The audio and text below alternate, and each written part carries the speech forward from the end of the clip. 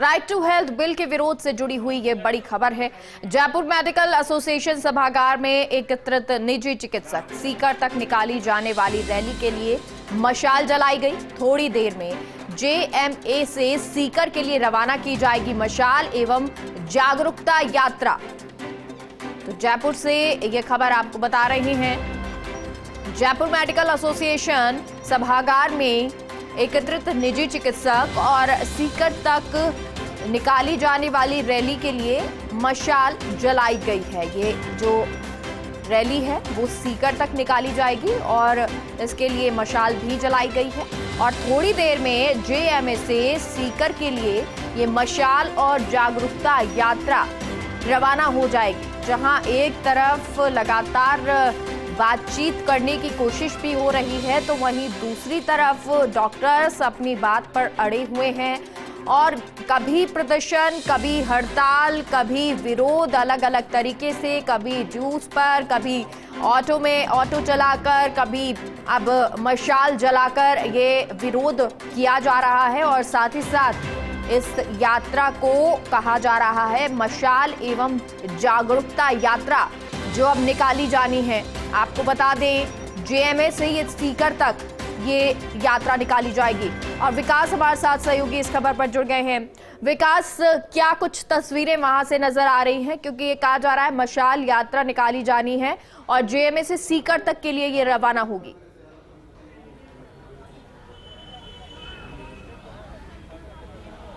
देखिए, अभी का हम ताज़ा अपडेट आपको कर दें कि चिकित्सकों के आंदोलन से जुड़ी आज की ताज़ा अपडेट यही है कि सुबह से बड़ा मूवमेंट हुआ। एक तरफ जहाँ पे पीसीसी चीफ गोविंद सिंह डोटासरा से चिकित्सकों के प्रतिनिधि मंडल जो है उसने मुलाकात की है और उसके बाद में अब जेएमए के अंदर यहाँ से मशाल जलाई गई है, जो मशाल यहाँ से लेकर के सीकर तक जाएंगे। इस दौरान चिकित्सकों का दावा यही है कि आम जन तक पहुँचेंगे, वहाँ तक आरटीएच बिल की खामियों को बताया जाएगा और साथ में ये बताया जाएगा कि ये बिल जो है आम जनता के लिए भी कितना घातक है।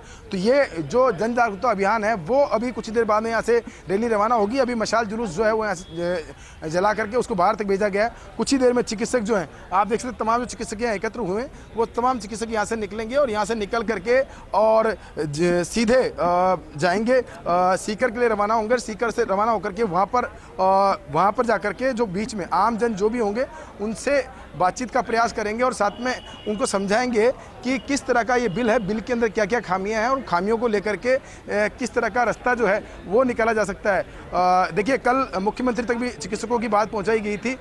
वीरेंद्र सिंह जी हैं जिन्होंने पूरी बात जो है पहुंचाई थी। वीरेंद्र सिंह जी, उनसे बात करने का प्रयास करते हैं। सर, एक मिनट बात कर सकता हूँ आपसे? सर, जनता सुनना चाहती है, कल जिस तरह से बातचीत हुई थी, मुख्यमंत्री ने बीच का रास्ता निकालने की बात कही थी आपको और साथ में गोविंद सिंह डोटासरा जी से बातचीत करने की बात की, क्या क्या बातचीत हुई, क्या क्या मुद्दे हुए और क्या रास्ता निकल रहा है? क्योंकि आपने परसों एक महत्वपूर्ण बात कही थी, उसके बाद में कल वार्ताओं का दौर शुरू हुआ और आज वापस से एक ट्रैक पे चीज़ें आती दिखाई दे रही है। सर देखिए, सीएम साहब से बहुत अच्छी तरह से बात हुई। 20-25 आपको बता दूं, आप सीधे लाइव चल रहे हैं तो जो भी बताएं पूरी चीज़ बताएं ताकि लोग सुने आपकी बात को और समझे, चिकित्सक जगत भी समझे, उनके प्रतिनिधि सुने इस बात को।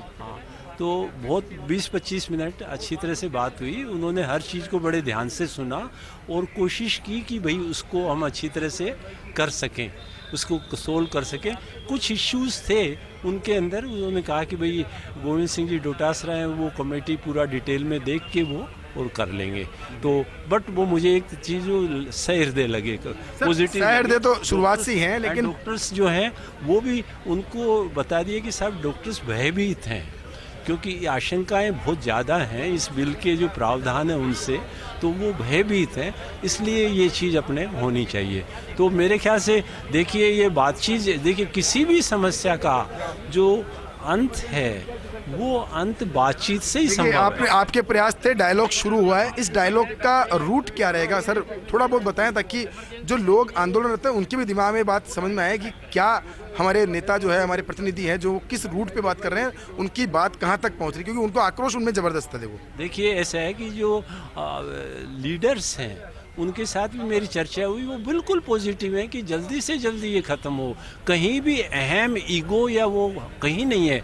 आक्रोश वेदना का आक्रोश है, मन में दुख का आक्रोश है, जिसकी वजह से कि वो पीड़ित हैं। आज आप देखिए कि हम खुद सब लोग बहुत पीड़ित हैं। जब भी कोई फ़ोन करता है साहब दिखाना, अरे यार कैसे मना कर दूँ उसको, मतलब जैसे आपको तो कोई एक दो ही मिलते होंगे, हर डॉक्टर के साथ में मैं और 5-7 बात जोड़ना चाहूँगा। आज गोविंद सिंह डोटासरा से मुलाकात हुई थी, उन्होंने कहा था कि बहुत टेक्निकल पेच है, टेक्निकल चीज़ें हैं, तो ब्यूरोक्रेट्स हैं वो इसको समझाएं। तो ये वापस से जो पूरी बातचीत का दौर ब्यूरोक्रेट पे आ गया है, क्या लगता है आपको ब्यूरोक्रेट आपकी पूरी बात को पहुंचा पाएंगे सरकार तक? मुझे ऐसा लगता है कि क्या होता है, देखिए ब्यूरोक्रेसी का काम करने का तरीका बिल्कुल सिंपल होता है। जिस तरह से कि वो उन्होंने मैसेज दिया होगा कि भाई इसको सोल्व किस तरह करें, उस लाइन पे वो टेक्निकल चीज़ें कर देते हैं। तो हमारे तो उम्मीद बहुत ज़्यादा है कि ये जल्द। अंतिम सवाल, क्या रास्ता निकल सकता है आरटीएच विवाद को लेकर के? क्या रास्ता निकल सकता है? एक दो लाइन शब्द। सबसे बड़ा देखिए, नो आरटीएच गतिरोध है, कुछ चर्चा बीच की बात कर रहे हैं इसलिए कह रहा हूँ मैं। हाँ, जो सबसे बड़ा रास्ता निकल सकता है वो एक ही है कि जनता को जो फ्री इलाज मिल रहा है वो अच्छी तरह से जारी रहे, और जो डॉक्टर्स हैं वो भय रहित वातावरण में खुशी से प्रैक्टिस करें और प्राण बचाएं। कुल मिला के बात यह है कि बिल में वो बिंदु जिसके जरिए चिकित्सकों में आक्रोश है, भय व्याप्त है, उनको पूरा सलराइज किया जाना चाहिए। ये देखिए कि आप किसी को if you push anybody against the wall तो भय तो होता है, उसमें फिर आक्रोश आता है। तो ये हमारा आक्रोश है भय के कारण से है, इसीलिए नो टू आरटीएच की बात की जा रही है। और इसीलिए हम कह रहे हैं कि जनता को आके और इसका फेवर करना। देखिए, महत्वपूर्ण बात कही है कि नो टू आरटीएच की बात क्यों कही जा रही है। अधिकारियों को लेकर कहा, अब क्योंकि गोविंद सिंह डोटासरा ने बातचीत की और उसके बाद उन्होंने कहा कि टेक्निकल पेच है और इस टेक्निकल पेच को अधिकारियों के थ्रू ही माध्यम से ही सुलझाया जा सकता है। तो क्या जो डॉक्टर्स वो जो ये कह रहे हैं कि हम अधिकारी से बात नहीं करेंगे, हम मुख्यमंत्री से बात करेंगे, क्या वो अब राजी होंगे अधिकारियों से बातचीत करने के लिए?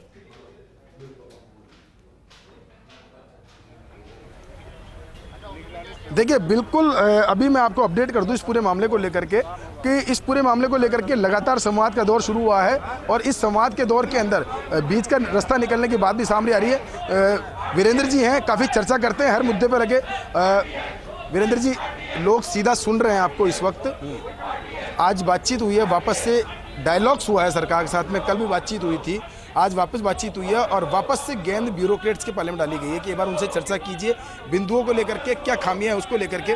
तो अब क्या लगता है आपको कि क्या आपकी बात प्रॉपर तरीके से वापस से कंक्लूड होकर के ऊपर तक पहुंच पाएगी, ताकि जो इस विवाद है इसका समाधान हो सके? पहले तो मैं बता देना चाहता हूं कि वार्ता के लिए डॉक्टर कभी भी मना नहीं कर रहे थे। सरकार भ्रामक प्रचार कर रही है कि डॉक्टर वार्ता नहीं कर रहे हैं। सरकार क्या करती है कि बोलती है आप वार्ता के लिए आएंगे, हमारी तरफ से आता है मैसेज आएंगे, तो वो सोचते हैं कि आएंगे मतलब ये कि झुकने को तैयार हैं। ये सरकार को मैं साफ बताना चाहता हूँ कि हम झुकने के लिए तैयार नहीं हैं। जनता के हित के लिए हम सरकार को बात करने के लिए तैयार हैं। सरकार को समझाना चाहते हैं कि बिल में कमियाँ हैं। इस बिल को जिसको वो सरकार अपने अस्पताल पे लागू नहीं कर सकती है, उसको जब हम समझाते हैं तो सरकार वार्ता को तोड़ देती है, क्योंकि उनको लगता है कि ये बात पता नहीं चलनी चाहिए। लेकिन मैं आपको आज बता देना चाहता हूँ कि इस बिल में जो बातें लिखी हुई हैं उनमें से 10% भी सरकार अपने अस्पतालों में नहीं कर सकती है। जो काम सरकार नहीं कर सकती है उसका भ्रामक प्रचार ना करें, और चूंकि वो नहीं कर सकती है इसलिए वो डॉक्टर्स को विलेन कहीं ना कहीं तो डेडलॉक टूटना चाहिए ना। अगर आप नो आरटीएच की बात करेंगे और सरकार कहेगी यस आरटीएच, इसका मतलब यह है कि बातचीत हो ही नहीं पाएगी। कुछ तो बिंदु रखें, कुछ महत्वपूर्ण बिंदु रखें, कुछ तर्क रखें, उन तर्क के साथ में अपने जस्टिफाई रीजन रखें, ताकि कोई चीज़ ऐसी जगह पे आए जहाँ पे हम वार्ता के लिए खड़े हों। टकराव जो है वो किसी भी चीज़ का समाधान नहीं। या हम डॉक्टर्स मेडिकल एथिक्स से बंधे हुए हैं, हम मरीज के भला करने के लिए एथिक्स से बाउंड है, और एथिक्स को फॉलो नहीं करने पे ये कह रहे हैं कि मेडिकल एथिक्स से बंधे हुए हैं, तो ये एथिक्स ये भी कहते हैं कि मरीजों की सेवा करना है। क्या ऐसा नहीं हो सकता है कि जो आंदोलन ये कर रहे हैं, इनका हक है ये, लेकिन इस आंदोलन को थोड़ा सा बदला जाए, यानी ऐसे किया जा सके कि कहीं कुछ हॉस्पिटल्स में काम चले, कुछ हॉस्पिटल्स से जो डॉक्टर्स हैं उनको बंद करके वो विरोध करें। इस तरह पूरी तरह व्यवस्था को ठप कर देना तो कोई रास्ता नहीं है। मरीज को देखने में, समझाने में आधा घंटा लगेगा, इसका मतलब 2000 घंटे लगेंगे। कहां से संभव है ये? क्या आप कर सकते हो इस काम को? नहीं कर सकते। मैं आपके यही कह रहा हूँ, पास डॉक्टर आपने जो बात कही है, जो बातें आपने की, जो जस्टिफाई रीजन है उन पे डिस्कशन तो होना चाहिए, बिल्कुल डिस्कशन होना चाहिए, इसमें कोई दोहराए नहीं है। जो बिंदु हैं जिन पे गतिरोध है, जो इम्प्लीमेंटेशन करने में उनको बहुत बड़ी तकनीकी पेचीदगी आएगी, इन पे डिस्कशन होना चाहिए। लेकिन डिस्कशन के बाद में अगर हम ये बात कहें कि जो महत्वपूर्ण अच्छे बिंदु भी हैं बिल के अंदर, जिसको लेकर आप भी मानते हो कि कुछ बिंदु तो अच्छे होंगे बिल के अंदर, कुछ मंशा तो अच्छी होगी, तो उनको लागू किया जाए, कुछ तो कहीं बीच का रास्ता निकल सकता है ना सर। ये आपने बहुत अच्छी की। बिल में सबसे अच्छा बिंदु एक है, इसका नाम राज्य में स्वास्थ्य का अधिकार, और इसमें राज्य में स्वास्थ्य का अधिकार जैसी कोई व्यवस्था अंदर बिल्कुल भी नहीं है। तो सबसे पहले ये समझने की चीज़ है कि कोई बिंदु हमने कहा ये गलत है तो सरकार को निकालना चाहिए कि ये बिंदु गलत है, हमने एक्सेप्ट कर लिया। सरकार ये बात नहीं करती है। सरकार क्या बोलती है कि ये बिंदु गलत है, चलो आगे बिंदु बात करते हैं। भाई आगे बिंदु पे बात मत करो, इस पे स्टेटमेंट निकालो कि ये बिंदु हमें गलत लगा, उस गलत ट्रीटमेंट को हम निकाल रहे हैं। अभी आपको मालूम है इसमें इमरजेंसी ट्रीटमेंट मिलेगा। कब मिलेगा इमरजेंसी ट्रीटमेंट? जब किसी का सर फूट जाएगा। इमरजेंसी क्या है? एक्सीडेंट हो गया, आपसे मारपीट कर दी, आपको सांप ने काट लिया, आपको कुत्ते ने काट लिया, इसके अलावा कोई इमरजेंसी नहीं है। आप मानते हो ये है? एमआई इमरजेंसी है, न्यूरो की इमरजेंसी है, इस बात को।